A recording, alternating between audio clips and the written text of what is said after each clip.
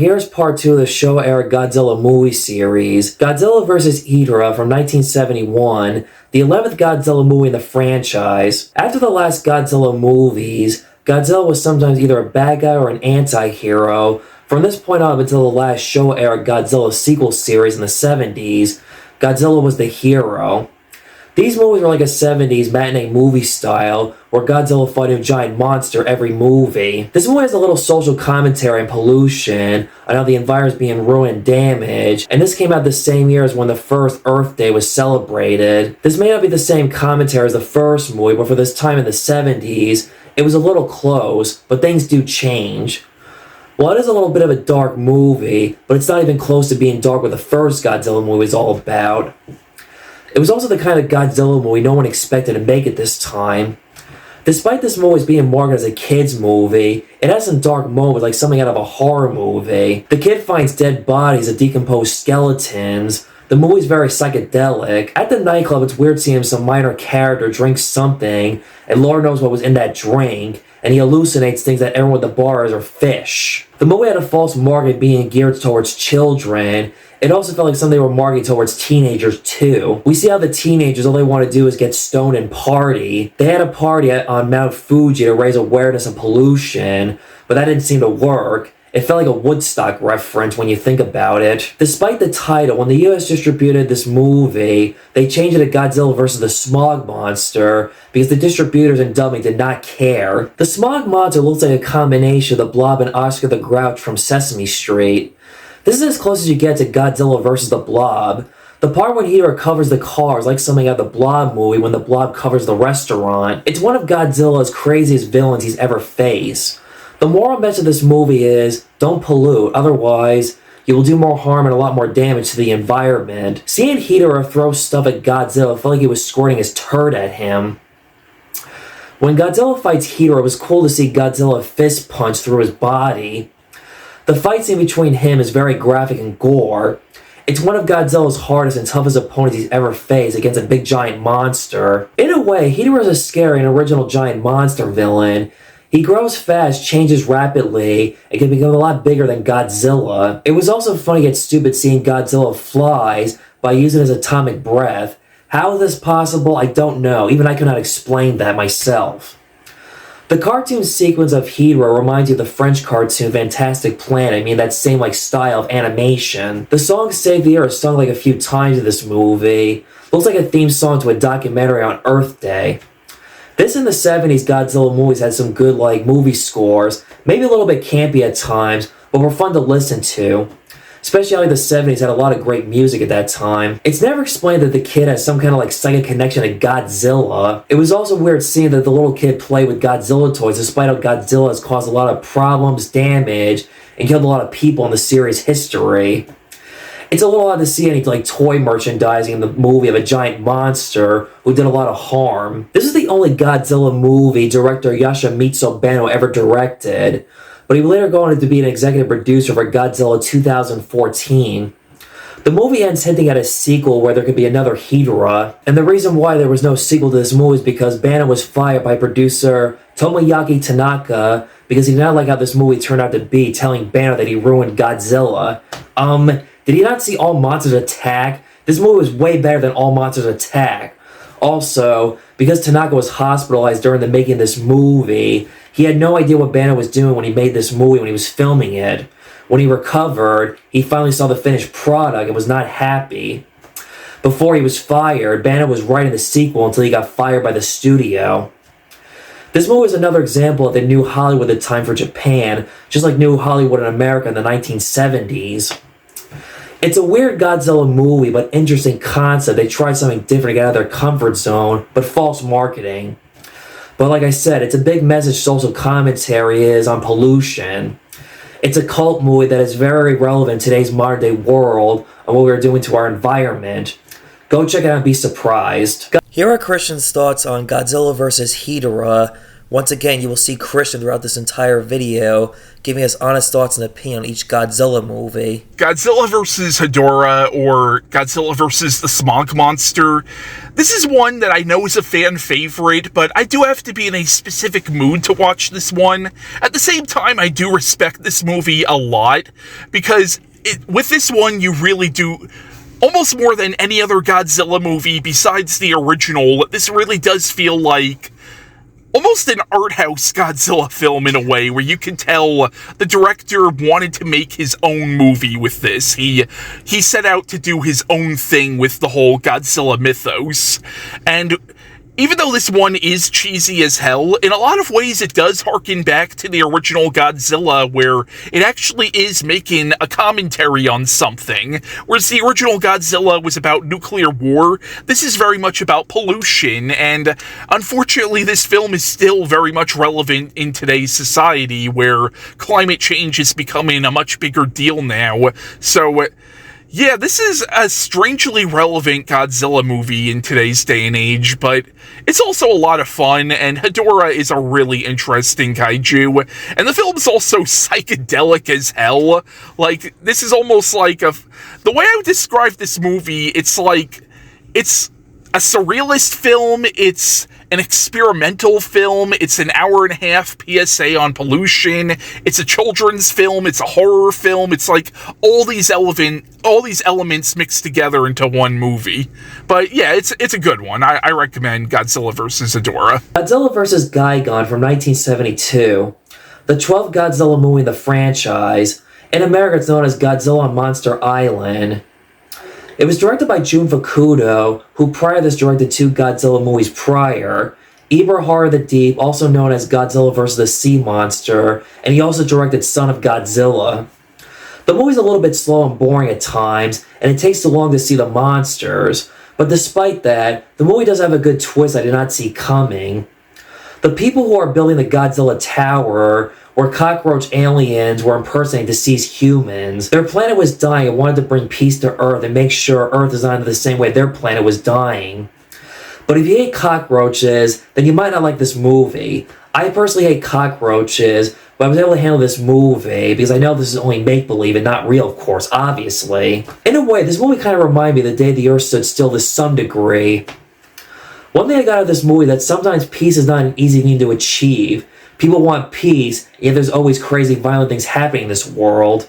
Or just like in the last movie, it's another social commentary on pollution, but they do not shove it in your face like they did in the last movie. At first I thought the character, Mr. Kubota, was a stereotypical greedy businessman jerk, like in the previous Godzilla movies, but no, that was a cover-up. They recycle old footage from previous Godzilla movies in certain scenes of this movie. I'm not sure if it's because of budget problems or laziness, or a combo of both. The look of Gigan is cool, another unique giant monster design. This is the first time Godzilla and the monsters talk. In the American cut it was dubbed, in the Japanese cut I watched it was bubble, like in a comic book format. It has a cool Godzilla fight scene between Gigan, King Ghidorah, with Anguirus fighting with Godzilla by his side, like Batman and Robin or Captain America and Bucky. King Ghidorah breathes fire and he hits Godzilla in his manhood. Fans point out King Ghidorah died in Destroy All Monsters, despite that took place in the near-distant future. So this can be pointed out as a possible prequel to Destroy All Monsters. But again, back then they didn't think twice about continuity movies like they do nowadays, especially the Marvel movies. As I said before, Godzilla fans complain about this movie using recycled old footage and scores because of this movie's budget problems. The soundtrack of this movie only has 2 new scores. Sometimes when a franchise recycles old footage, it can make the movie less entertaining sometimes. There's a part of this movie where the main character calls his girlfriend a hard bitch. That scene would not fly today, or they would not get away with a scene like that today. I was surprised to see that when I first saw this one. I'm like, damn. She was a little bit of a tomboy, masculine. She asked her boyfriend, are you a man? Her boyfriend keeps turning down jobs, not being satisfied, and because his manga comic idea keeps getting rejected. But cockroaches scare her. Her boyfriend is a manga artist. If you like manga comic books, you might like this movie for that reason. The hippie character was kind of funny. It was funny when the hippie character tricks him thinking he had a gun in his hand and he faints. But it was corn on the cob on a stick. In a way, this kind of reminded me of something out of like a comedy skit like SNL or any other like classic comedy movies like Abbott and Costello or Laurel and Hardy. They were fools to think that a gun was right behind them, but it was not a real gun. You root for that girl to save her brother who was being held prisoner by the cockroach aliens. It's not the worst Godzilla movies they make it out to be. It was okay. Not one of my favorite Godzilla movies. It was just alright. So, Godzilla vs. Gigan, very much like King Kong vs. Godzilla, is a movie that has a very special place in my heart. And actually, especially now for me, because my uncle got this movie for me on a VHS set where it came with Godzilla vs. Mechagodzilla, and I used to watch these movies all the time, and unfortunately, the uncle who got this for me recently passed away, so now this movie has a whole new meaning for me, but I really love Godzilla vs. Gigan. I think this movie is so much damn fun. And I actually really like the human characters in this one. They're goofy as hell, but they almost feel like characters out of a Scooby-Doo cartoon. And that's what the movie really feels like. This almost feels like a live-action Scooby-Doo movie in a way. But yeah, I really do like this movie. I think that the villains of the film, the cockroach aliens, are actually really good villains, and when you think about it, they actually are very sympathetic characters, because really they're just looking for a new home. You find out that the dominant species on the planet that they came from wiped themselves out with pollution, so they're trying to find a new planet because they're desperate, so you do feel for them in a way, even though they are planning on destroying the human race. But yeah, I do recommend this one a lot. I also really like the monster fights between Godzilla and Gearus, King Ghidorah, and Gigan, even though they do cut away to a lot of stock footage. When it's not cutting away to stock footage, the monsters look freaking great. Except for the parts where King Ghidorah and Gigan are flying, where they're clearly puppets. But you know what? I can fucking forgive that. I love Godzilla vs. Gigan. Godzilla vs. Megalon from 1973. The 13th Godzilla movie in the franchise. Once again directed by Jun Fukuda, his fourth Godzilla film he directed. This fact I'm about to mention right here will surprise you. Heck, I was surprised learning about this from Godzilla fans and reading about this movie. The idea and creation of Jet Jaguar was submitted by a kid from a contest he won, who had the most unique idea creation for Godzilla's next battle with a giant monster. Also, this movie shows how desperate Toho was at the time. Japan had suffered an economic oil crisis at the time this movie was being made, and Toho did not have a proper budget for this movie. This movie was shot in 3 weeks. The person who created the final designs for Megalon and Jet Jaguar remains unknown to this day. The producers credit him as Akihiko Oguchi, but Oguchi has denied any involvement in this film whatsoever. The Jet Jaguar design looks like something out of Power Rangers, and this was way before Power Rangers in the 90s. In a way, this movie feels like something out of a Power Rangers episode, but done on a smaller budget of $100. Jet Jaguar was inspiration for future TV shows like Ultraman, Zone Fighter. Originally, this was going to be a Jet Jaguar solo movie, but Godzilla was added in the last minute for marketing reasons. In a way, it kind of makes sense because Godzilla was popular around way longer than Jet Jaguar was for 5 minutes. And also, Jet Jaguar was not popular until this movie came out too. When I looked at movie poster of this movie when it was released and distributed in America in 1976, the movie poster is so misleading. Godzilla and Megalon are fighting on top of the World Trade Center, and there's not one scene where the movie takes place in New York City or the monsters are fighting on top of the World Trade Center. I don't know, it may have been competition at the time when the 1976 King Kong remake came out around the same time as this movie. The poster is cool, but again, it's misleading. Unlike other Godzilla films that are distributed by America, this movie title for once was not changed. This is one of the few Godzilla movies that has no female character lead or supporting role. The closest women in this movie were the underground Cetopian women who danced for a ritual and looked like something out of a bad Greek mythology Ray Harryhausen movie like Clash of the Titans. The underground Cetopians were sympathetic, but Japan was not responsible for the nuclear testing. They sent Megalon and Gigan to the wrong place, who were not responsible for the nuclear testings. The look of Megalon is cool. He looks like a cockroach that has drilled hands, shoots bombs out of his mouth, and lightning from his head. It's fun and cool to see Godzilla and Jet Jaguar team up to fight Megalon and Gigan like Batman and Superman. When Godzilla comes in to help Jet Jaguar saves him, Godzilla hits his chest like King Kong and does a few kung fu style pre-fights like Bruce Lee. It's funny, I'm not sure how Godzilla air kicks Megalon. Not sure how this is possible. Don't ask. They don't explain that. It has cool fight scenes like a wrestling match. After Godzilla and Jet Jaguar defeat Megalon and Gigan, they shake hands and seem to develop a friendship. They shake hands like Batman and Superman, go their separate ways until next time. Epic handshake. You might either like this or not, or think this may be funny. Jet Jaguar is a song at the end of this movie. I am not joking. Go watch and see for yourself to believe it. This is one of the few Godzilla movies that's in the public domain. Well, it was not bad or horrible. It was definitely cheesy, goofy, and campy, and also cartoony. And another one geared toward children. Just a fun, giant monster, entertaining movie. This is another Godzilla movie that is either liked or disliked by Godzilla fans. It's a silly movie, but that's the point. Just be in the right mindset that it's not supposed to be taken seriously. But it's understanding why not everyone might like this movie for that reason. So, Godzilla vs. Megalon is also considered to be one of the worst Godzilla movies, and I'm not gonna front, it is. This is a bad movie, but it's a fun freaking movie. I have so much fun with this movie. Like, as terrible as this movie is, it's a fun film that, you know what? If you just want to have a good time, watch this movie.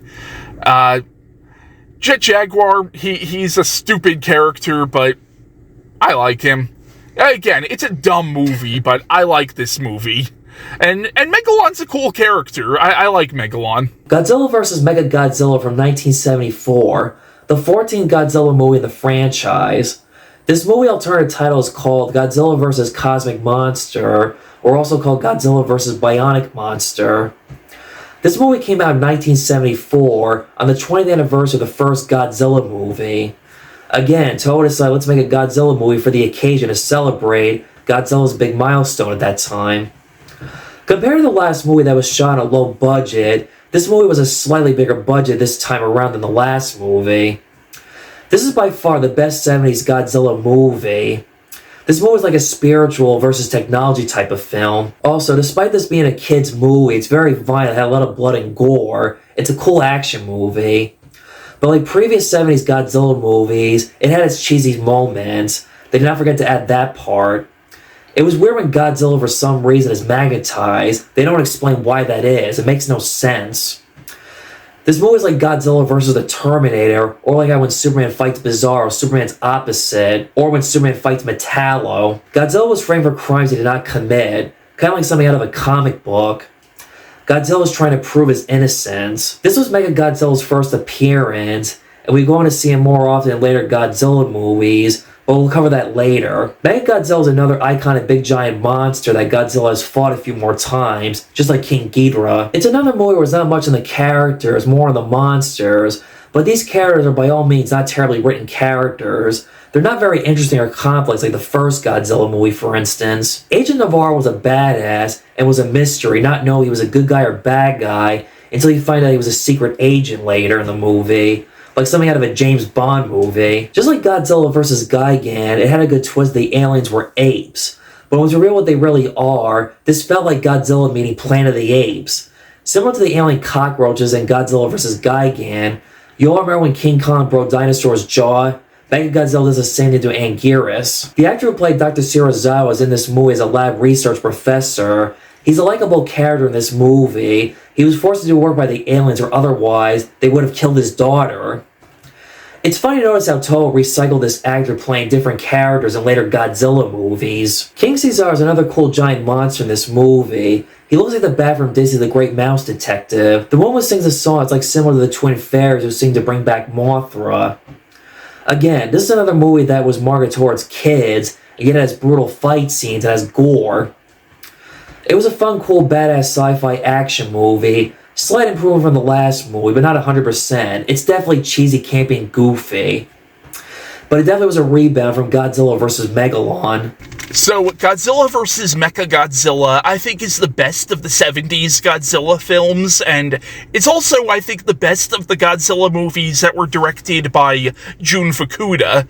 Like, you could tell Toho was giving Jun Fukuda a much bigger budget to work with as opposed to Godzilla vs. Gigan and Godzilla vs. Megalon, and I think it's a really good action movie, and I also like how it sort of combines sci-fi with fantasy, where you have all this mystical stuff with King Caesar and this ancient statue that could awaken King Caesar, but then you have all these sci-fi elements with the aliens and Mechagodzilla, and I think that's really unique, and it's just, again, I think it's a badass movie.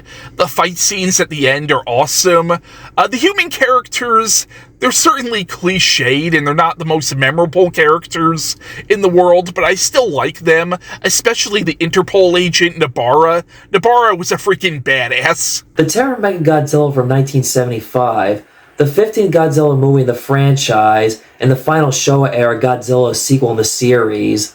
The movie opens up with a recap from the last movie, just like Rocky and the Karate Kid. This movie had a good story. It was the second follow-up sequel in the Showa-era Godzilla series. My only complaint about this movie is that not much Godzilla in this movie. He takes a backseat. I like the scenes of Katsura. She was a likable, sympathetic character. Because of her father's hiding fake death isolation, hiding from the world, she didn't have much outside human contact, while also, spoilers right here, she was a robot. She develops a romantic interest in Akira Ichinos, the oceanographer, but it was a hard dilemma on her choice of her work for the aliens or her love for Akira. And once again, another spoiler right here, she dies in the end. A little tragic love story like Romeo and Juliet. It was a little cheesy when Akira said, "I still love you despite you're a robot." The romance is not horrible, it had potential, and it could have been written better. This concept on if a robot can learn to love like a human being has been done better in other sci-fi movies. Her dad is a scientist who works for the 8 aliens from the last movie. He owes them for bringing his daughter, who died in an accident, and making her into a cyborg. His daughter had a psychic connection to the Titanosaurus. He was played by Akihiko Harada. This is his last Godzilla movie. This time he plays a scientist who was looked down upon. Everyone thought he was crazy with his theory on a dinosaur he believed existed a long time ago called Titanosaurus. He faked his death so he can continue working on his life work. I don't know why, he's kind of like Albert Einstein to me. It surprised me. This is one of the first time I've seen nudity in a Godzilla movie. I didn't think that was possible, especially back in the 70s for Godzilla movies. The part when 2 teen boys were letting their egos get in the way to see Mechagodzilla and Titanosaurus. Godzilla saves them like Superman attacks Mechagodzilla and Titanosaurus with anger and rage, full of high testosterone.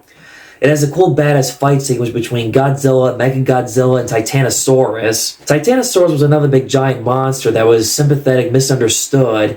He was originally a gentle, friendly creature, but was controlled by the ape aliens to be an evil giant monster. This is not a horrible movie. It's another one of those Godzilla movies where they took similar plot elements and reused them again from previous Godzilla movies. As I said before, Godzilla is not in this movie that much. Is it possible again that this was supposed to be a movie with no Godzilla in it, but then Godzilla was added at the last minute by the studio?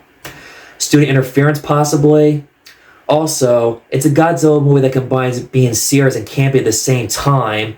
The writers could not make up their mind on how they wanted to please and satisfy the fans. A movie with potential, but did not work well as it could have worked out. As I said before, this is the last Godzilla movie in the Showa era. Toho took a break for 9 years, not making another Godzilla movie until Godzilla in 1984. This movie is directed by Ishiro Honda, the man that directed the first Godzilla movie and last Showa-era Godzilla movie. He started it all. This is his last movie directed. He retired after making this movie, and he sadly passed away on February 28, 1993. This is also the first time a Godzilla movie was written by a woman. So, Terror of Mechagodzilla, it was the final film of the Showa era of Godzilla, and this was also Ishiro Honda's last movie. They got Ishiro Honda to come back to direct this movie, and growing up, this was always one of my least favorite Godzilla movies, but that's because the version I had on VHS was an absolutely butchered version of this movie. Seriously, don't watch the American cut cut of this movie. They absolutely raped the movie in editing. Try to track down the original Japanese version of this film. Because you know what? While this isn't one of my favorite Godzilla movies, what I really like about this one is, even though it is cheesy like the other 70s Godzilla films, you could tell Ishiro Honda was trying to return the series to its roots a little bit, where there is actually a little bit of drama in this movie, especially with the relationship between Katsura and her father, which, as cheesy as it is, it's also kind of heartbreaking too.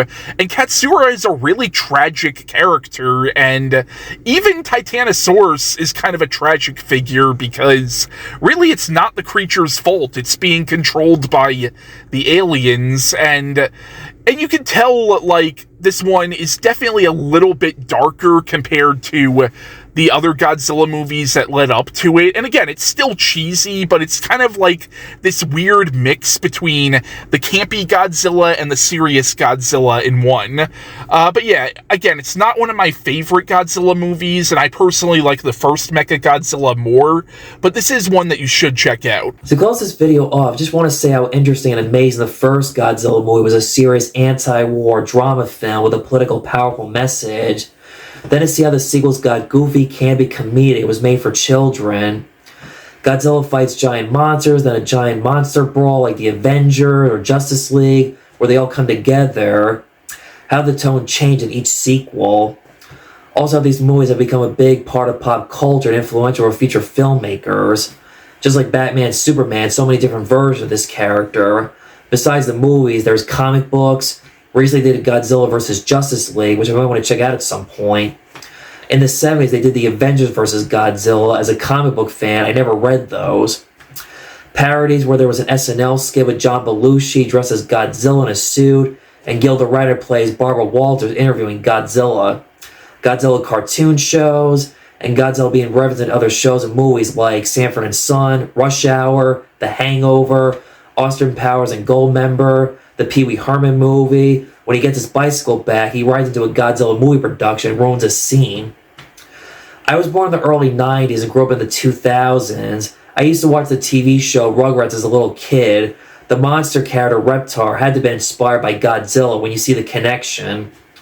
Reptar was this fictional dinosaur giant monster lizard that Tommy and his friends used to watch on television. Just like Batman, Superman, King Kong, Godzilla is another big icon that will still be around for a long time, for years to come. That wraps up the Showa era Godzilla series. Stay tuned for the Heist era Godzilla movies. See you soon.